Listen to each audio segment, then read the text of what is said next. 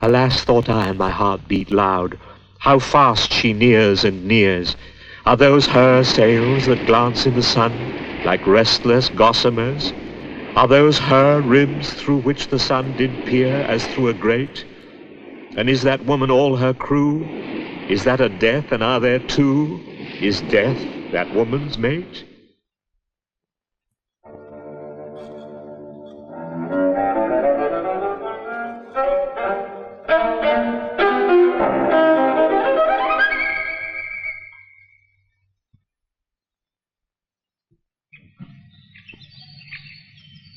From his birth in 1772, 2 years after Wordsworth and Beethoven, Coleridge developed the heightened self-awareness of a solitary child. My father, vicar of and schoolmaster at Ottery St. Mary, Devon, was not a first-rate genius. He was, however, a first-rate Christian. In learning, good-heartedness, absentness of mind, and excessive ignorance of the world, he was a perfect Parson Adams. My mother was an admirable economist and managed exclusively. They had 10 children, of whom I was the youngest, christened Samuel Taylor Coleridge. I was fretful and timorous and a telltale, and the schoolboys drove me from play and were always tormenting me. And hence I took no pleasure in boyish sports, but read incessantly through all the gilt-cover little books that could be had at that time, and all the uncovered tales of Tom Hickathrift, Jack the Giant Killer, etc. And then I found the Arabian Nights entertainments, one tale of which, the tale of a man who was compelled to seek for a pure virgin, made so deep an impression on me that I was haunted by spectres whenever I was in the dark. Coleridge felt closest to his father, and when he died, it was a serious blow to the boy. At the age of 9, he was sent off to Christ's Hospital, a strict and austere boarding school in London. His mother never visited him, and Coleridge went back to Ottery only once in the next 10 years. He felt he had been orphaned, but he was a brilliant student, wrote poetry in imitation of Milton, and won a scholarship to Cambridge. There, too, Coleridge's genius, especially in conversation, was apparent, as was the beginning of a lifelong habit. November 28th, 1791, my dear brother. Cambridge is a damp place, the very palace of the winds, so that without very great care one is sure to have a violent cold. I am not, however, sure that I do not owe my rheumatism to the dampness of my rooms. Opium never used to have any disagreeable effects on me, but it has on many. Well, opium was, at the time when Coleridge began to take it, it was a widely prescribed and entirely available drug, which most doctors recommended for most purposes. It was recommended for travel sickness, pregnancy sickness, any kind of pain, any kind of discomfort. It seems to me certain that Coleridge began to take opium because he found himself in pain. He had a swollen knee, and he read somewhere that the best specific was to rub opium on the exterior of himself. And he decided to make this doubly sure by taking, I think it was 5 drops internally.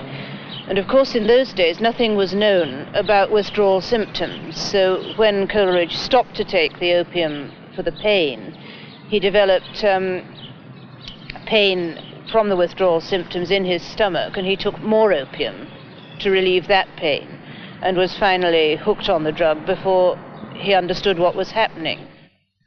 Among those attracted by the warmth of Coleridge's personality was Robert Southey. The two poets rented rooms together in Bristol, and for a time talked of founding a commune in America. In 1795, Coleridge married Southey's sister-in-law, Sarah Fricker. She was a dedicated wife, but no intellectual.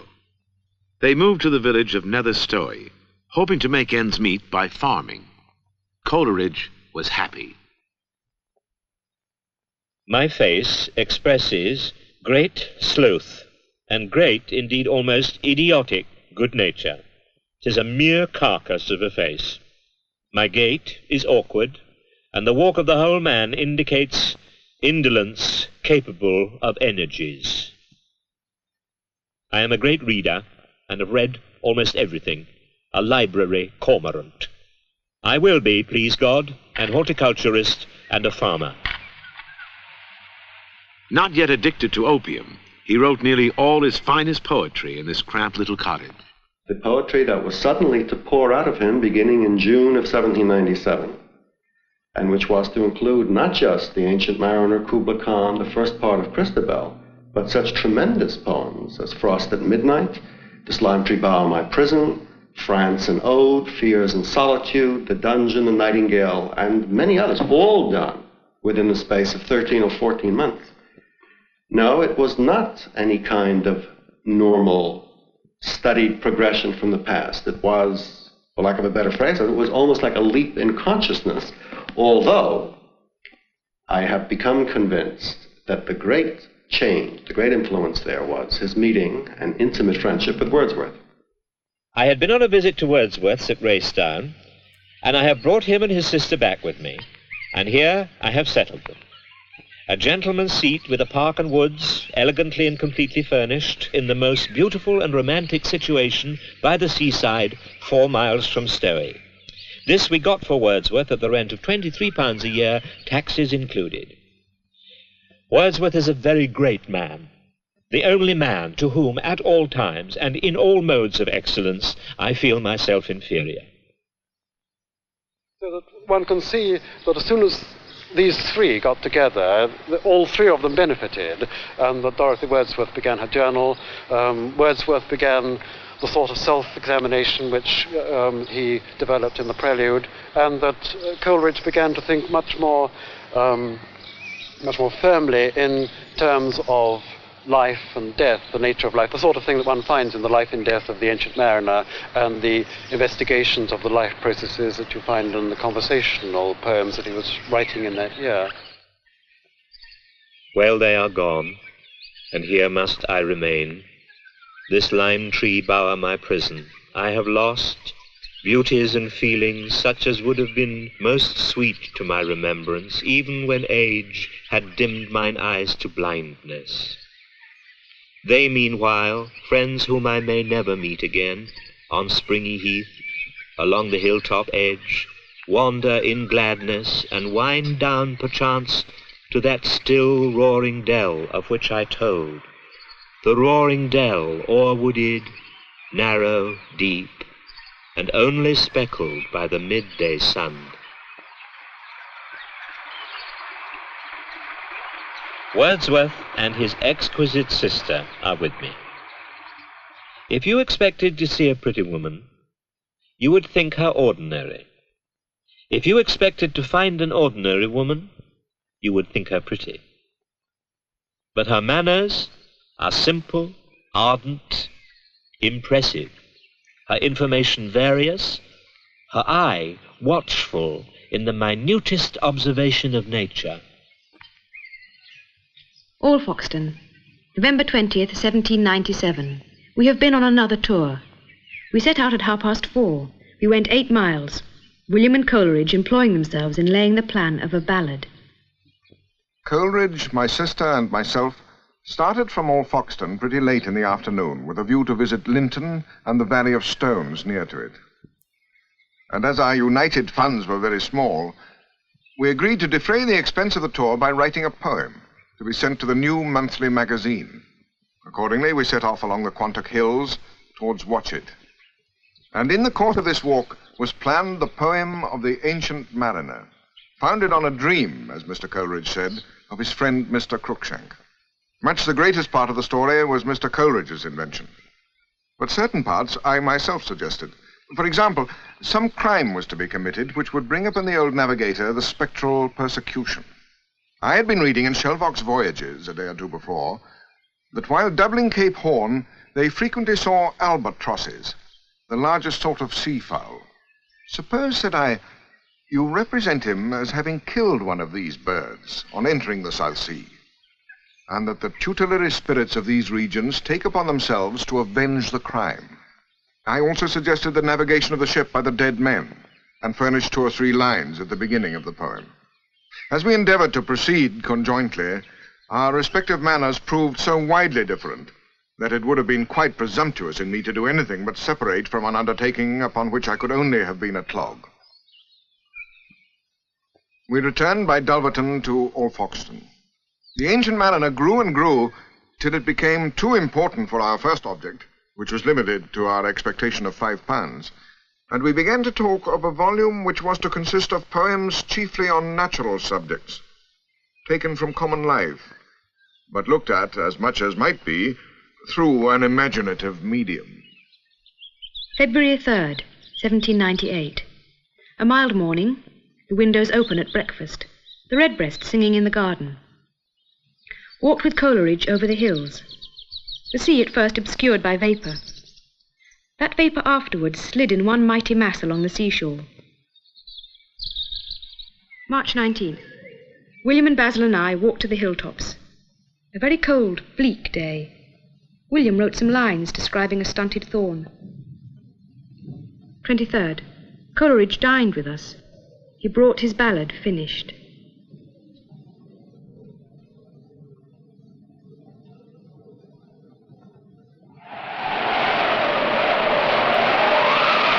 The ship drove fast, loud roared the blast, and southward aye we fled.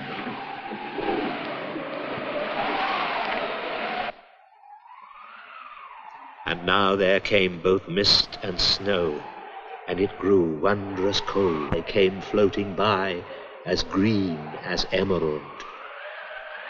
And through the drifts the snowy cliffs did send a dismal sheen, nor shapes of men nor beasts we ken. The ice was all between. The ice was here, the ice was there, the ice was all around. It cracked and growled and roared and howled, like noises in a swoon. At length did cross an albatross. Through the fog it came. As if it had been a Christian soul, we hailed it in God's name. It ate the food it ne'er had eat, and round it flew. The ice did split with a thunder fit, the helmsman steered us through. And a good south wind sprung up behind, the albatross did follow, and every day for food or play came to the mariner's hollow. In mist or cloud, on mast or shroud, it perched for vespers 9, whiles all the night through fog smoke white glimmered the white moonshine. God save thee, ancient mariner, from the fiends that plague thee thus. Why look'st thou so? With my crossbow I shot the albatross.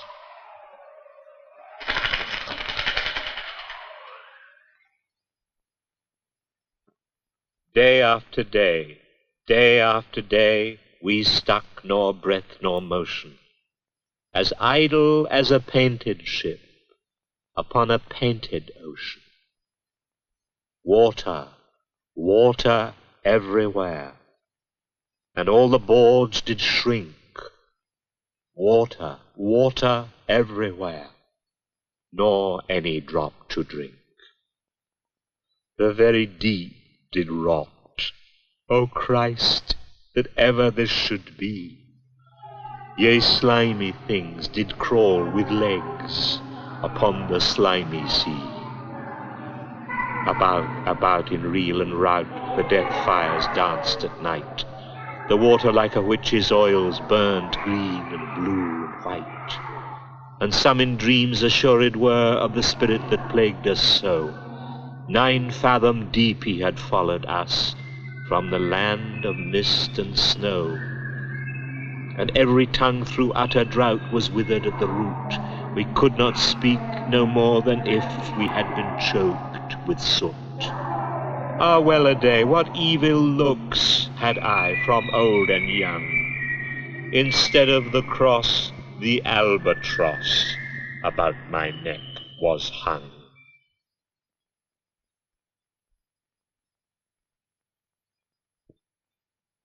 One of the, may I say, spookiest aspects of Coleridge's psychological biography is that at the very height of his powers, of his enthusiasm, optimism, when the world lay ahead fresh and radiant, which he had just come into a lifetime, unattached annuity, he was still happy in his marriage with new friends. He should have written a poem in which the central character was in so many ways, a prediction of what his own life was to be.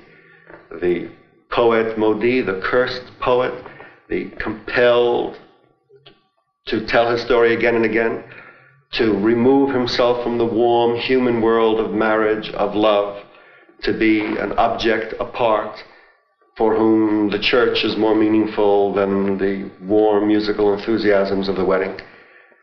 If one rereads The Ancient Mariner and quite forgets the intellectual, moral, and religious interpretations that have been put upon this poem, its power, it's really quite direct and immediate.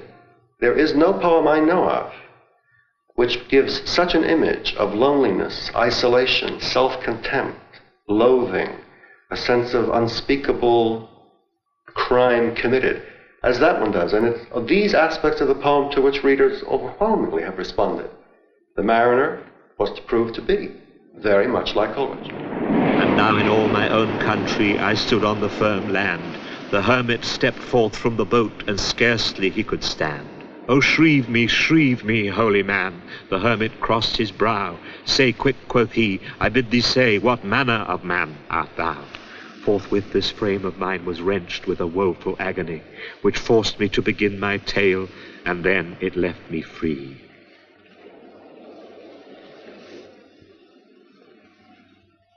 Since then at an uncertain hour that agony returns, until my ghastly tale is told, this heart within me burns. I pass like night from land to land, I have strange power of speech. That moment that his face I see, I know the man that must hear me, to him my tale I teach.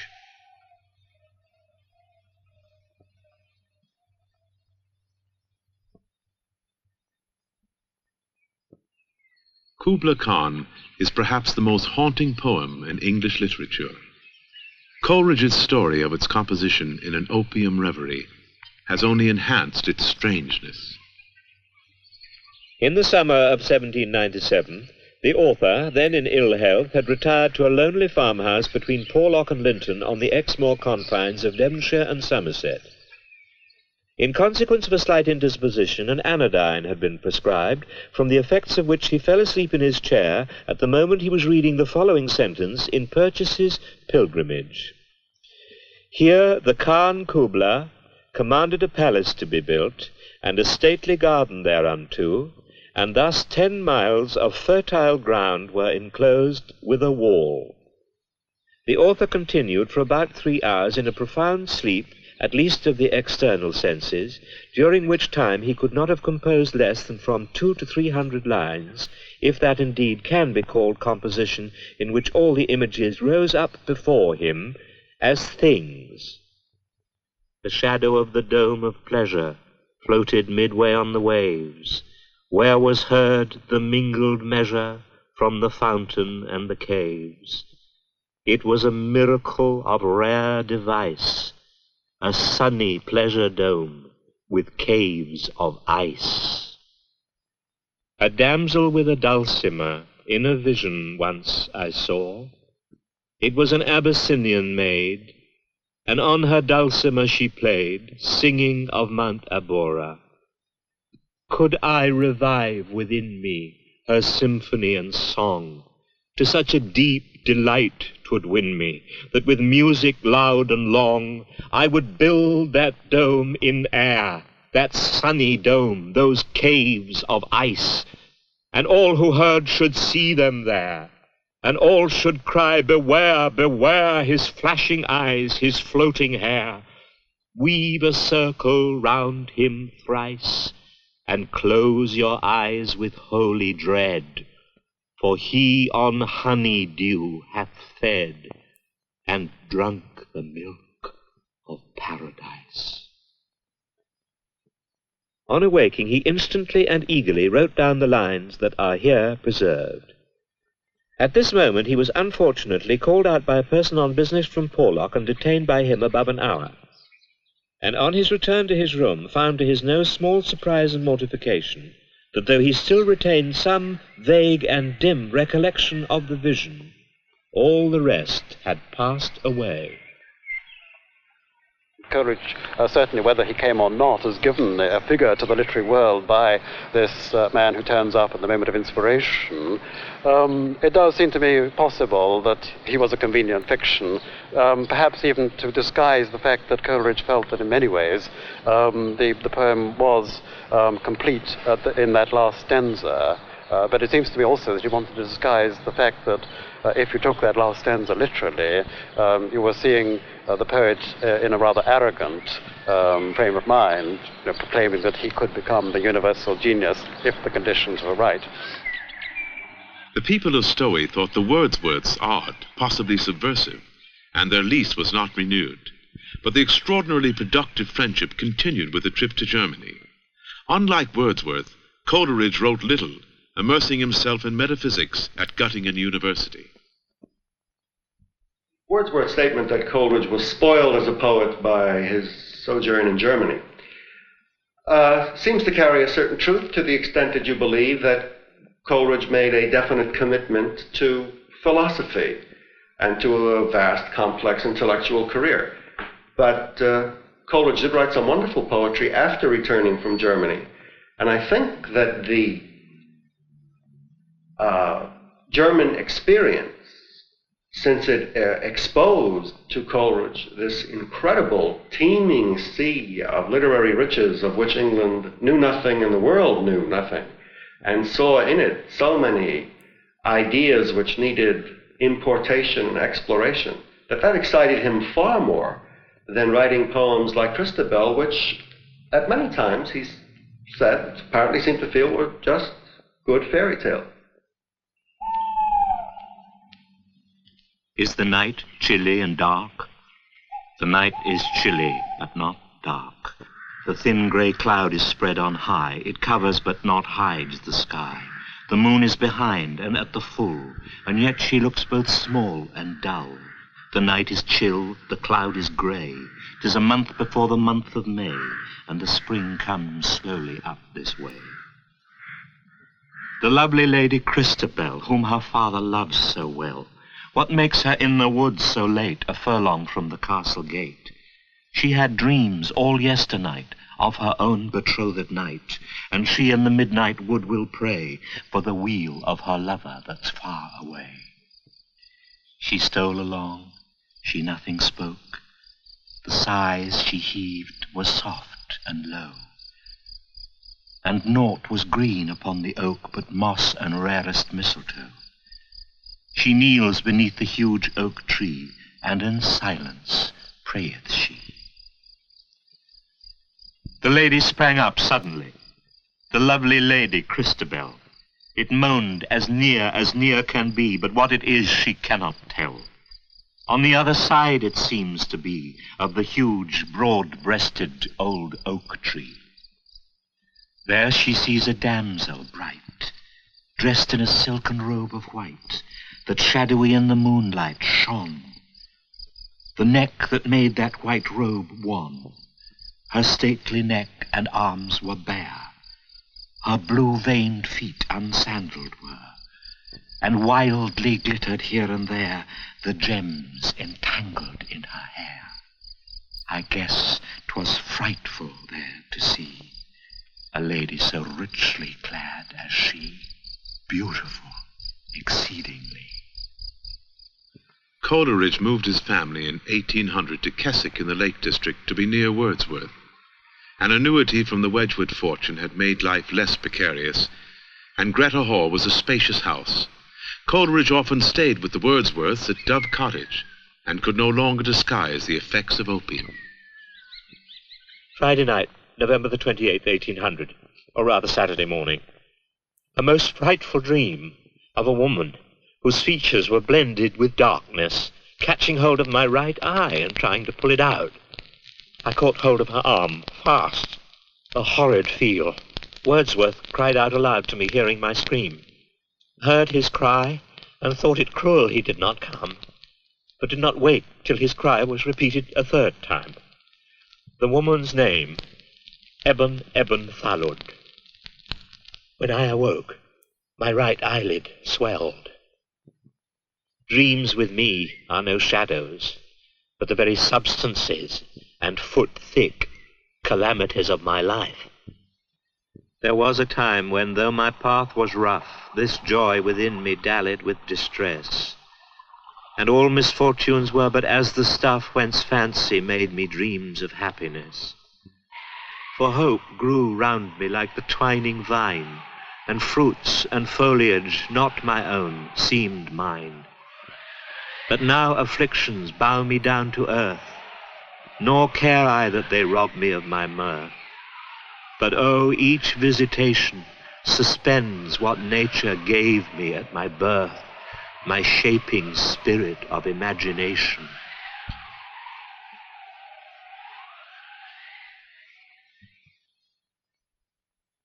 The Dejection Ode, written when he was just 29, was Coleridge's last major poem.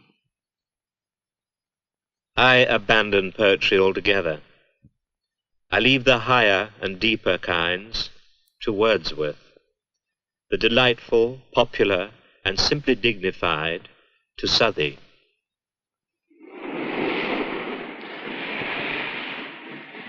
I know, I feel that I am weak, apt to faint away, inwardly self-deserted, and bereft of the confidence in my own powers, and that the approbation and sympathy of good and intelligent men is my sea breeze, without which I should languish from morn to evening, a very trade wind to me, in which my bark drives on regularly and lightly. I used to think that St. James's text, "He who offendeth in one point of the law, offendeth in all," very harsh. But my own sad experience has taught me its awful, dreadful truth. What crime is there scarcely which has not been included in or followed from the one guilt of taking opium? Not to speak of ingratitude to my Maker for the wasted talents. I have in this one dirty business of laudanum 100 times deceived, tricked, nay, actually and consciously lied. Conceive a poor miserable wretch who for many years has been attempting to beat off pain by a constant recurrence to the vice that reproduces it. Conceive a spirit in hell. With his health failing and his marriage breaking up, Coleridge sailed for the Son of Malta. He stayed 2 years, but it was no use. The opium addiction, as his notebooks painfully show, only grew worse, and his nightmares more tortured. He wrote nothing. When he came back to England, he was a moral and a physical wreck. And now, all in his own country, Coleridge faced the darkest years of his life. He left his wife and 3 children in 1807 and drifted from one lodging to another. His addiction kept him in constant ill health and caused the breakup of his all-important friendship with Wordsworth. But like his Ancient Mariner, Coleridge still had strange power of speech. His eloquent lectures on literature, though marred by plagiarisms from German writers, were the rage of English society. In 1816, a sympathetic London doctor, James Gilman, offered Coleridge a room in his home. At last, Coleridge's battered ship had found safe harbor.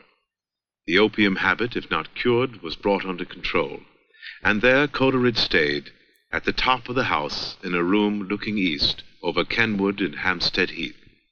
In spite of the dark years, he continued to lead an active life of the mind, devouring works of philosophy, aesthetics, and theology like the library cormorant of old, in an attempt to forge a system that would unify all human thought. Unity, even if it had escaped him in his daily life, was the all-consuming ambition of his mind.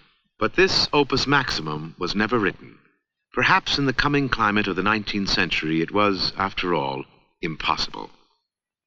In July 1834, with characteristic self-awareness, Coleridge knew it was the end. I am dying, but without expectation of speedy release.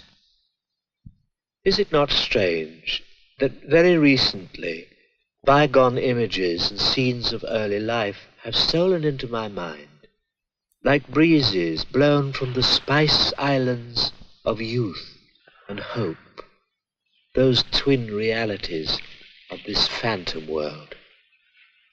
I do not add love, for what is love but youth and hope embracing, and so seen as one. I say realities, for reality is a thing of degrees, from the Iliad to a dream. Stop, Christian passerby, stop, child of God, and read with gentle breast. Beneath this sod a poet lies, or that which once seemed he. O lift one thought in prayer for S.T.C., that he who many a year with toil of breath found death in life may here find life in death, mercy for praise, to be forgiven for fame he asked and hoped through Christ. Do thou the same.